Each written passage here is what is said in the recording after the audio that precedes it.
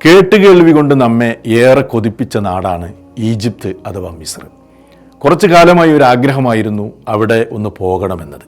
അതിപ്പോൾ സാക്ഷാത്കരിക്കപ്പെട്ടിരിക്കുകയാണ്. സത്യത്തിൽ ഈജിപ്ത് ക്രിസ്തുവിനും 2500 വർഷങ്ങൾക്ക് മുമ്പുള്ള ചരിത്ര സ്മാരകങ്ങളുടെ ഒരു കലവറയാണ്. ലോകാത്ഭുതങ്ങളിൽ ഒന്നായി നിലനിൽക്കുന്ന പിരമിഡ് കേവലം അവിടെ ഒരു വിനോദസഞ്ചാരത്തിന് വേണ്ടി പോകുന്നതിലപ്പുറം അതിനെക്കുറിച്ച് ചിന്തിക്കാനും പഠിക്കാനും ഉൾക്കൊള്ളാനുമൊക്കെ ധാരാളം കാര്യങ്ങളുണ്ട്. അതുപോലെ തന്നെ ഭൂഗോളത്തിലെ ഏറ്റവും നീളം കൂടിയ നദി അത് നൈൽ നദിയാണ്. അത് ഈജിപ്തിലാണല്ലോ ഉള്ളത്. ഇങ്ങനെ ഈജിപ്തിൻ്റെ ചില വിശേഷങ്ങൾ നിങ്ങളുമായി പങ്കുവെക്കാൻ ആഗ്രഹിക്കുകയാണ്. നമുക്ക് വിശദാംശങ്ങളിലേക്ക് പോകാം. ഓരോ മരുഭൂമിക്കും ഓരോ കഥകൾ പറയാനുണ്ടാവും. നിഗൂഢതകളും അത്ഭുതങ്ങളും നിറഞ്ഞതാണ് ഈജിപ്ത്. ഈജിപ്ഷ്യൻ കാഴ്ചകൾ തേടിയുള്ള യാത്ര നമ്മെ നിരാശപ്പെടുത്തുകയില്ല. ഈ ഡിസംബർ അവസാനത്തിലാണ് ഞാൻ ഈജിപ്തിലെത്തിയത്. അലക്സാണ്ട്രിയ ഒഴിവാക്കി കൈറോയിലായിരുന്നു ഒരാഴ്ച നീണ്ടുനിന്ന സന്ദർശനം. അറബ് രാജ്യങ്ങളിലെ ഏറ്റവും വലിയ നഗരം, കനത്ത ജനസാന്ദ്രത, ലോകത്തിലെ ഏറ്റവും ഗതാഗത തിരക്കുള്ള നഗരങ്ങളിൽ ഒന്നുകൂടിയാണ് കൈറോ. രാത്രി 10 മണി കഴിഞ്ഞിട്ടും കടുത്ത ഗതാഗത തിരക്ക്. അർദ്ധരാത്രിയിലും വഴിയോരക്കടകളിൽ നിന്ന് ഭക്ഷണം കഴിക്കാൻ ആളുകളുടെ തിരക്ക്.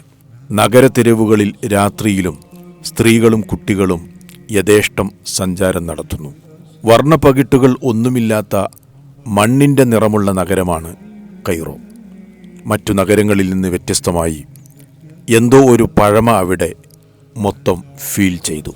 കൈറോയിലെത്തിയ ഉടനെ തന്നെ പോയത് ഗീസയിലെ പിരമിഡ് സമുച്ചയത്തിലേക്കാണ്.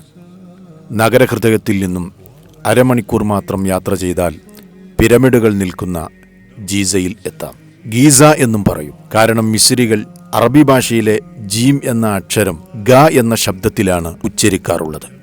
പ്രാചീന സപ്താത്ഭുതങ്ങളിൽ താരതമ്യേന അവശേഷിക്കുന്ന ഒരത്ഭുത നിർമ്മിതിയാണ് പിരമിഡുകൾ.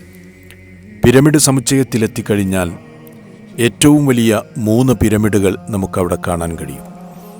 ഏതാണ്ട് 4500 വർഷങ്ങൾക്ക് മുമ്പ് 4ാം രാജവംശത്തിലെ ഖുഫു ഫറോവ സ്വന്തം ശവകുടീരം കാത്തുസൂക്ഷിക്കുന്നതിനു വേണ്ടി പണി കഴിപ്പിച്ചതാണ് ഈ ഏറ്റവും വലിയ പിരമിഡ്.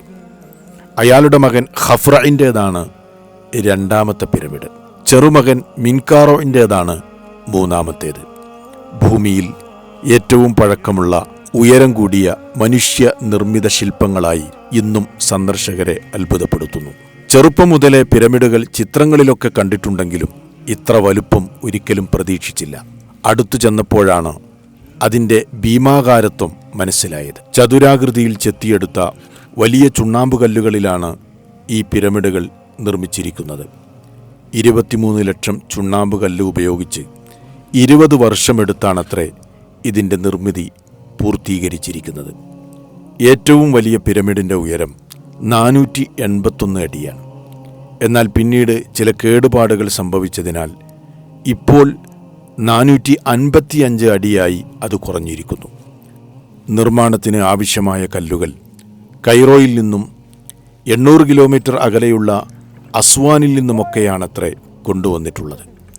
ഇത്രയും അകലെ നിന്ന് ഇത്രയും വലിയ കല്ലുകൾ കൊണ്ടുവരാൻ ചങ്ങാടകളും നൈലിൻ്റെ ഒഴുക്കും തന്നെയായിരിക്കണം സഹായിച്ചത് എന്നാണ് പഠനങ്ങൾ പറയുന്നത്. അടുത്തു ചെല്ലുമ്പോഴാണ് ഓരോ കല്ലുകൾക്കും നമ്മളോളം വലുപ്പമുണ്ട് എന്ന് നാം തിരിച്ചറിയുന്നത്. പിരമിഡിലേക്ക് എത്തുന്നതിന് മുമ്പ് പ്രവേശന കവാടത്തിൽ വലിയ ഒരു പ്രതിമ കാണാം. മനുഷ്യൻ്റെ തലയും സിംഹത്തിൻ്റെ ശരീരവുമുള്ള ഭീകരമായ പ്രതിമ. അറബികൾ അതിനെ വിളിക്കുന്നത് അബുൽ ഹൗൽ എന്നാണ്.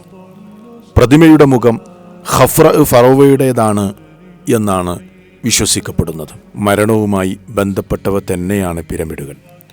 മരണാനന്തര ജീവിതത്തിനായി ഫറോവമാർ തങ്ങളുപയോഗിച്ച എല്ലാ സ്ഥാപന ജംഗമ വസ്തുക്കളും സ്വർണവും രത്നങ്ങളുമെല്ലാം മമ്മിഫിക്കേഷൻ ചെയ്ത് മൃതദേഹത്തോടൊപ്പം അതിനുള്ളിൽ സ്ഥാപിക്കുന്നു. എന്നും ജീവിക്കാനുള്ള മനുഷ്യൻ്റെ മോഹവും ഈ ജീവിതം താൽക്കാലികമാണ് എന്നതുമൊക്കെയാണ് പിരമിഡുകൾ ലോകത്തിന് നൽകുന്ന സന്ദേശം.